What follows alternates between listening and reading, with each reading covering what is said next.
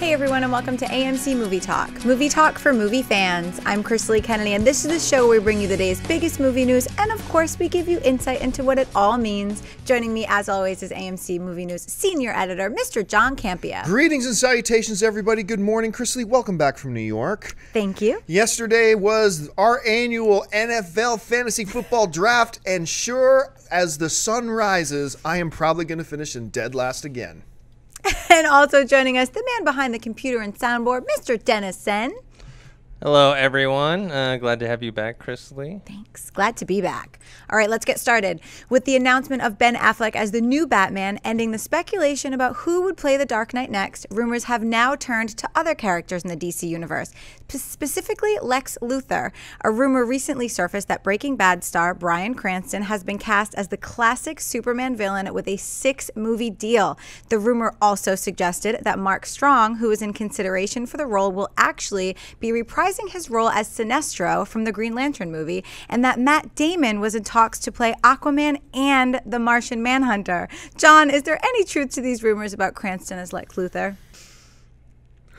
Oh, dear God. Okay, so here's the reality. First of all, let's rephrase the question. Is it possible that this rumor could be true about Bryan Cranston playing Lex Luthor? And I can say with some certainty that yes, it's possible. It is within the realm of possibility, but then again, just about anything is possible. I could develop, telekinetic powers tomorrow morning. Not likely, but possible, right? So now, I don't believe this Cranston thing for a second. Now, before I go into why, let me give you a little bit of context here, okay? My job and all of our jobs here on AMC Movie Talk is not to tell you what to think. Now, sometimes we use language like that's it, but the reality is all film is subjective. All film is based on opinion and is subjective. That's the reality of it, and that's the most beautiful thing about movies. So my job here is not to tell you what to think. What my job is twofold, or threefold, really. Number one, give you the information. So, let you know that Ben Affleck has been cast as Batman. Number two, to give you context in that information. This information came directly from The Hollywood Reporter, who heard it directly from Warner Brothers, blah, blah. So we give you the information, Ben Affleck is Batman. We give you the context, we got it from this source, who got it directly from Warner Brothers, yada, yada, yada. And then thirdly is to give you my opinion on it. But then it's up to you, the viewer, and the film fan, to develop your own opinion about it. And it's great if it's not my opinion. It's great if it is my opinion, or if it's totally something way out there. As long as I do my job of giving you the information and giving you the context in which the information came from, then you can form whatever opinion you want. And that's the fun part about being film fans. So let's look at this. Number one, this rumor about Bryan Cranston being cast as Lex Luthor, and attached to that rumor, coming from the same report, is that Mark Strong will reprise his role as Sinestro. And that Matt Damon, it may either be Aquaman or Martian Manhunter. Okay, so that's the information. Now, I wasn't even going to talk about this story because I find it so ludicrous, but because it's now so widespread. Dennis knows I'm a big tech fan. I love technology. I watch tech podcasts all the time. I'm a big fan of Leo Laporte and the Twit Network. And I was watching the tech guy the other day, over the weekend, and even Leo Laporte was, oh, did you hear that it's confirmed that Bryan Cranston is Lex Luthor? I'm like, oh, this is getting out of control. Okay, so that's why I'm addressing it here. So the information, there is this report going around. We've already done that. But here's the context of it that a lot of people aren't giving you. The context is this. Where did this report come from? Did it come from The Hollywood Reporter? Did it come from Variety? Did it come from USA Today? News sources that check, double check, and then triple fact check the facts before presenting it to you as news. No, it didn't come from any of those. It came from a site that I admit I think I've only heard of once before, called Cosmic Movie News. That they gave this report that JoeBlow.com, a site that I like very much, reports as a notoriously unreliable website. That's their words, not mine. And they reported this. And they just claim they have a source that told them. They're not saying the president of Warner Brothers told us this. They're not saying Ben Affleck called us and told us this. No, they just say, we have a source that tells us this. So you have this, in Joe Blow's words, a notoriously unreliable website, saying they just have a source who told them, running this really outrageous story. And now it's become common knowledge that Bryan Cranston is confirmed as Lex Luthor. So number one, no. Bryan Cranston is not confirmed as Lex Luthor. Let's get that out of the way. But it is true that rumors have been going around for some time about Mark Strong, maybe as a Lex Luthor, about Bryan Cranston, maybe as a Lex Luthor. I mean, so those rumors have been around. I mean, this could be one of those scenarios where Bryan Cranston could very well end up being Lex Luthor. But if that happens, I have no doubt in my mind that there's still no validity or truth to this report. It may end up that Cranston is Luthor, but I guarantee it has nothing to do with this report or what this report is claiming. Now, that's just my opinion. You are free. I'm giving you the context now. You're free to do whatever you want. Dennis, you've heard this rumor. I mean, to you, does it even sound plausible? And then if so, how do you view this whole thing? Well, I would love to see Bryan Cranston as Lex Luthor. I think he was my top pick. But as far as this report is concerned, I remember reading it and everyone's hitting us up on Twitter and Facebook and stuff asking about it. It's you start reading, it's oh, Bryan Cranston confirmed as Lex Luthor. You're oh, I don't think it's confirmed. But then it gets weirder when it starts going, okay, Mark Strong's reprising his role. So then they go into this Matt Damon is Aquaman and Martian Manhunter. And then you're no, that's not happening. So yeah, that part of it I don't know, it just kills it. I don't even know why they even go that far. It's why not just say the kind of more believable part, and then that later when it let's say he gets cast, then you're oh, I told you so. Why even go into those kind of weird areas? Yeah, I agree. As we previously mentioned, Ben Affleck is indeed the new Batman. The question is, when did he become Batman? According to The Hollywood Reporter, talks began between director Zack Snyder, Warner Brothers, and Affleck earlier this year. After completing work on Man of Steel, Snyder reportedly had an idea for the sequel, and the studio began to gauge interest from actors, including the rumored Josh Brolin and Ryan Gosling. Affleck was open to the idea and began discussing the story and the character with Snyder, and when he liked what he heard, negotiations began for him to appear. John, you said on the show weeks ago that you believed Affleck was Warner Brothers' #1 choice for Batman. Does this report make sense to you? Yeah, this makes a lot of sense to me, as a matter of fact. And as a matter of fact, at Comic-Con, when Zack Snyder, we all talked about it, when Zack Snyder got up at Comic-Con and announced that they'd be doing Batman versus Superman in the upcoming Man of Steel sequel, we said, I guarantee you they already have their guy. We did.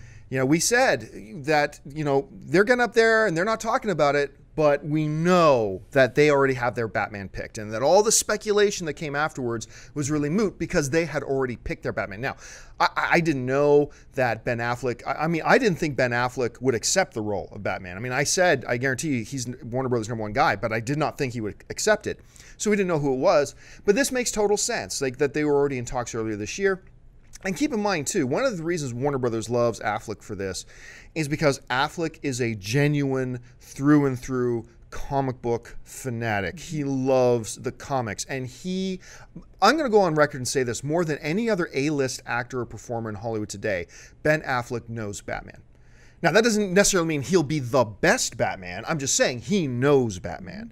So that's a pretty important thing. So, yeah, I'm not surprised by this at all. They weren't going to do a casting like this in 2 or 3 weeks' time. This wasn't going to be this thing that's going to carry their brand for the next decade was not a decision they were going to make on 2 weeks' worth of interviews. Now, they knew that Affleck was their guy for months and months and months, even when they did the announcement at Comic-Con. That's how long he's been on board, which also, once again, dispels that ridiculous rumor that was going around that, oh my gosh, DC just offered Christian Bale $50 million to come back. No, they didn't. That also was nonsense. Yeah, to me it makes sense. Dennis?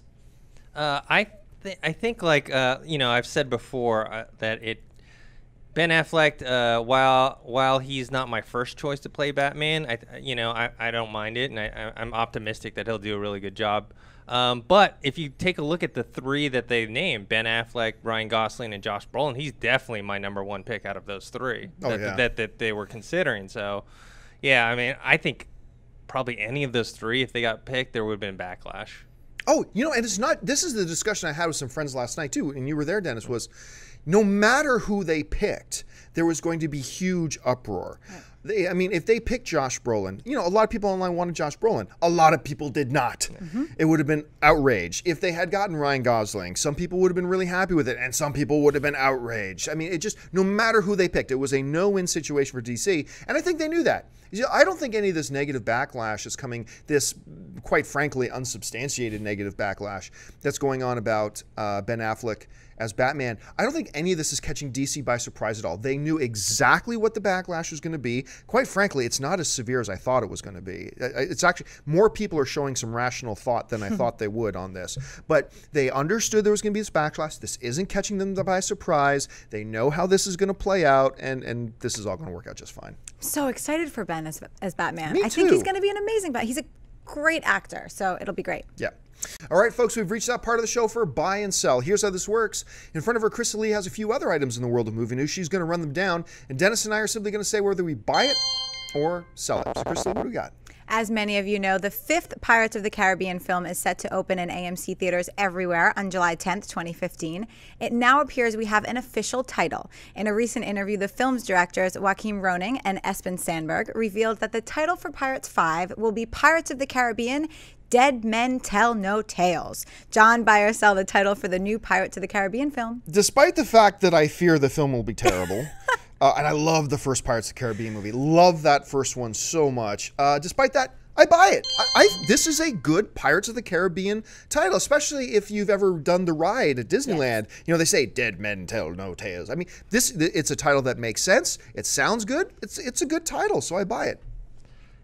I buy it just because of the title, but I'm just not interested at all in the movie. I like the first one like you did, and then the other two, I don't think the other two were terrible movies, the second or third one. I didn't see the fourth one. But I found them to be really boring. I just kind of fell asleep at both of them. So I have a feeling I'm going to fall asleep at this one, too. Whereas I did think the second two were terrible. And the fourth one. I thought all four were fun, so I'm the odd man out. We're now just 2.5 months away from the new Thor film hitting AMC theaters everywhere on November 8th. Film trade Empire Magazine has just released their new issue with 2 special covers and back covers, each featuring one of the sons of Odin: Loki, the god of mischief, and Thor, the god of thunder. Dennis, buy or sell these cover images? I buy them. They look great. They look... they're not like anything like super unique or anything like that, but I think they're just very well done. And I really like the one with Loki where he's like sitting there in like Asgard and you can see Thor's hammer like on the ground. And he just has this look on his face that's just so like, yeah, like the mischievous Loki with all these, you can tell that he's got all these plans in his head. And what's going to come out in Thor 2? I absolutely have to buy for all. I mean, look, I like the pictures of Chris Hemsworth as Thor. Those look good, but for me, it's the pictures of Loki. Mm-hmm. And Dennis, you nailed it. It's the look on his face, and I feel the inner child in me weeping gently about my prediction that Loki's going to die in this Thor movie. And I really hope that's not true, because I love this picture. Represents everything I love about Tom Hiddleston's Loki. He is perfect in this role. I love this character so much. Please keep him around. Don't even say that. Don't put it out there. We love Hiddleston. The upcoming Shailene Woodley film, Divergent, opens in AMC theaters on March 21st, 2014, and has just released its first trailer online. Divergent is a thrilling adventure set in a future world where people are divided into distinct factions based on their personalities. Triss Pryor, played by Woodley, is warned she is divergent and will never fit into any one group. When she discovers a conspiracy to destroy all divergents, she must find out what makes being a divergent so dangerous before it's too late. John, buy or sell the trailer for Divergent? Surprisingly enough, I'm going to buy it. I actually like the trailer. I'll admit right now, I have not been really necessarily looking forward to this film. I'm not big into the whole young adult film movement stuff, the Twilights and all these other ones that are out. That's not really, I'm not the target demographic. But I sat down and watched this trailer. I'm like, hey, yeah, I'm curious. You sold me on it, so for me, it's a buy. Well, I'm on the fence for the movie. I'm gonna have to sell the trailer. I don't know. When I watched it, I just like, oh, this kind of looks like Hunger Games with kind of like a Harry Potter twist. The concept seems cool, you know. I actually am a little disappointed because I thought it was going to be more of a post-apocalyptic thing, but it's more of a dystopian type of movie. Yeah. So, yeah, I'm still interested in the movie, but I have to sell the trailer. All right. Full disclosure, huge Hunger Games fan, and this looks like a step up from Hunger Games, so I'm super excited. High praise. The first official poster for the upcoming George Clooney-directed film, The Monuments Men, has just hit the web. The film opens in AMC theaters on December 18th and stars Clooney, Matt Damon, Bill Murray, Cate Blanchett, Jean Dujardin, Bob Balaban, Hugh Bonneville, and John Goodman. The true action thriller focuses on an unlikely World War II platoon tasked by FDR with going into Germany to rescue artistic masterpieces from Nazi thieves and returning them to their rightful owners. It would be an impossible mission. With the art trapped behind enemy lines and with the German army under orders to destroy everything as the Reich fell, how could these guys, 7 museum directors, curators, and art historians, all more familiar with Michelangelo than machine guns, possibly hope to succeed? Dennis, buy or sell the poster for the Monuments Men? I'm gonna sell it. It's not as bad as like the floating head type of posters, but it's still not really that unique. It's just like a bunch of half body shots of all the actors in them. So yeah, I have to sell it. I'm gonna buy it. I actually like the color contrast in it and the way it's designed. He had those half bodies that Dennis was mentioning down near the bottom and the stuff at the top. Just for me personally, it was kind of eye catching. I love. Full disclosure, I am actually a closet Downton Abbey fan. So seeing Hugh Bonneville in there is kind of a kick for me. So yeah, I like it. Well, listen, folks, there's a whole bunch of other news going on in the world of movies today, but we don't have time to go into it all, but we want to make sure we catch you up to speed. So this is the News Roundup. As most of you know, the new Marvel superhero film Guardians of the Galaxy will open in AMC theaters on August 1st, 2014, and we now have our first look at Walking Dead actor Michael Rooker as the alien Yondu. Guardians of the Galaxy features an unlikely cast of characters who must team up in order to defeat a cosmic force of epic proportions. Directed by James Gunn, the film also stars Chris Pratt, Dave Bautista, Zoe Saldana, Benicio del Toro, Lee Pace, Djimon Hounsou, Glenn Close, and John C. Reilly. The film version of the Stephen King novel The Stand was set to be directed by Ben Affleck, but when Affleck stepped away, can't imagine why, the project began looking for a new director, and they seem to have found him in Crazy Heart director Scott Cooper. Cooper helped lead Jeff Bridges to an Academy Award for Best Actor in Crazy Heart, and his next film, Out of the Furnace, is scheduled to hit AMC theaters on December 6th with a cast that includes the likes of Christian Bale, Woody Harrelson, Casey Affleck, Forrest Whitaker, Willem Dafoe, Zoe Saldana, and Sam Shepard. No word yet on the release date for The Stand. The No Wires, no special effects action star Tony Jaa of the Ong Bak series is said to be in talks to take on a role in the upcoming Fast and Furious 7. No word yet on the nature of what his character would be, but it's probably safe to assume it will be a villain role. As we reported last week, the long-in-development film, The Twilight Zone, is now moving forward and will be directed by Tron Legacy and Oblivion director Joseph Kosinski. Now it seems the film has a new writer as well. It's being reported that television's Heroes writer, Arielle Colliette, will be rewriting the existing script. The film will not be an anthology like the 1980s feature film version was, but will instead be a single story with various elements from the Twilight Zone TV series. I really hope they have that little murdering talking doll. Pulitzer Prize-winning playwright and screenwriter Tracy Letts is in talks to write the screenplay for the upcoming DreamWorks adaptation of The Grapes of Wrath. Steven Spielberg is set to produce the film and was reportedly not going to direct, but that was before he left the American Sniper film, so we'll see if that changes. Remember the Marlon Wayans film A Haunted House? Well, the film made $40 million at the box office and only cost a reported $2.5 million to make, so a sequel was inevitable.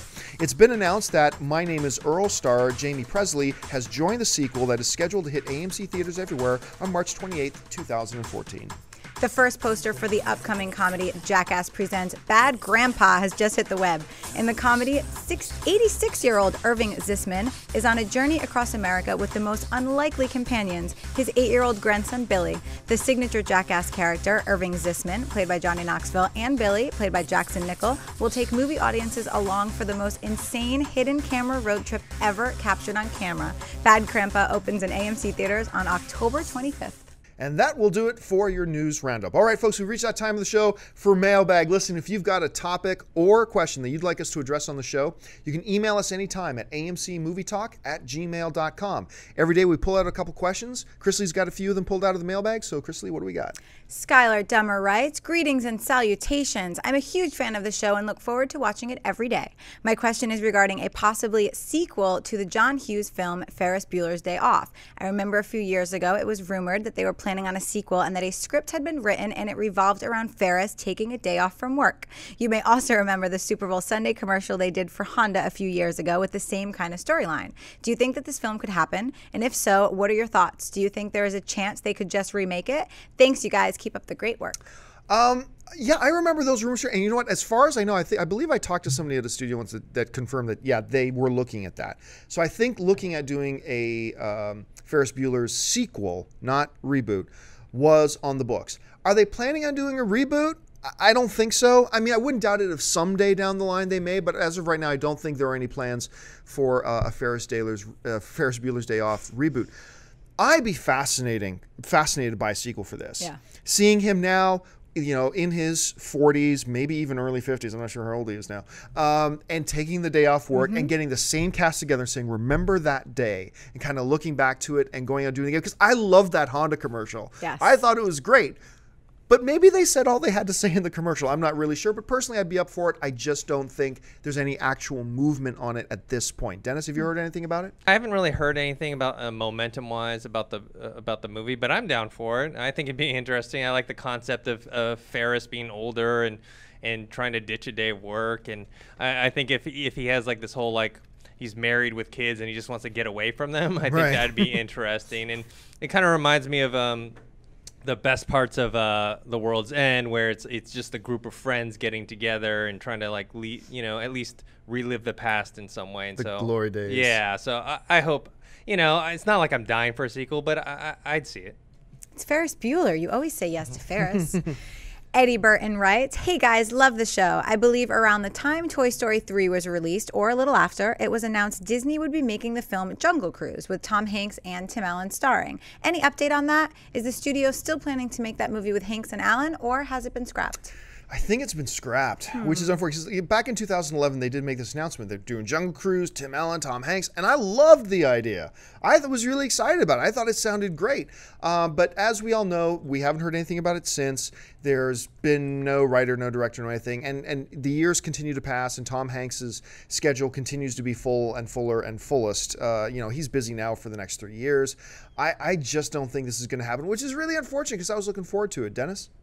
Yeah, when they announced it, it was like it just came and went, and we never really heard anything about it since. I'm sure. Tom Hanks's lineup is pretty full. I don't know. Tim Allen may be, going, hey, what about that? What about that Jungle Cruise that we were talking about? There's always the ride at Disney. There's always the ride at Disney. Well, listen, folks, that will end our ride here today for this episode of AMC Movie Talk. Thank you so much for joining us. But listen, if you're not a subscriber yet, take a second, click on that subscribe button, and become a subscriber to our AMC Movie News YouTube channel. It'll keep you up to date on everything going on in the world of movie news, and of course, our daily AMC Movie Talk show and our weekend AMC Mailbag show. Make sure you follow us on Twitter. Make sure you follow us on Facebook. And listen, go on out and see a movie tonight. Lots of great movies playing right now at AMC Theaters everywhere. Head on over to www.amctheaters.com for your theater, showtime, and movie ticket information. If you'd like an audio-only version of this episode, look in the description of this video and you'll find links to our iTunes and our Stitcher Radio. I want to thank, as always, our very lovely host, Miss Crystalie Kennedy. Crystalie, where can people find you online? You guys can find me on Twitter and Instagram at Crystalie, and give Ben Affleck a break. The traitor, Dennis Zen, who's leaving us for like 2.5 weeks to go on some European vacation with his family. So, Benedict, where are you going for your vacation, and where can people find you online? Well, you can find me online at ThinkHero on Twitter and my name on Facebook, and hopefully I can update people with pictures. And yes. I'm really looking forward to eating some really good Italian food and where are other you going? European. Tell folks where you're going. Yeah, Italy, Greece, and Turkey. Take me with you. So jealous. So jealous. You have big luggage, right? And you can find me anywhere on Facebook, Twitter, Instagram, at John Campia. Thank you so much for joining us, folks. Listen, the most important part of our show is not what we have to say. It's what you have to say. Jump on down to the comment section below. Leave your thoughts on any or all of the topics that we discussed here today. Agree, disagree, debate. That's the best part of being a film fan. Just be respectful when you're doing it. So thanks a lot for joining us, guys. My name is John Campia. Until tomorrow, bye-bye.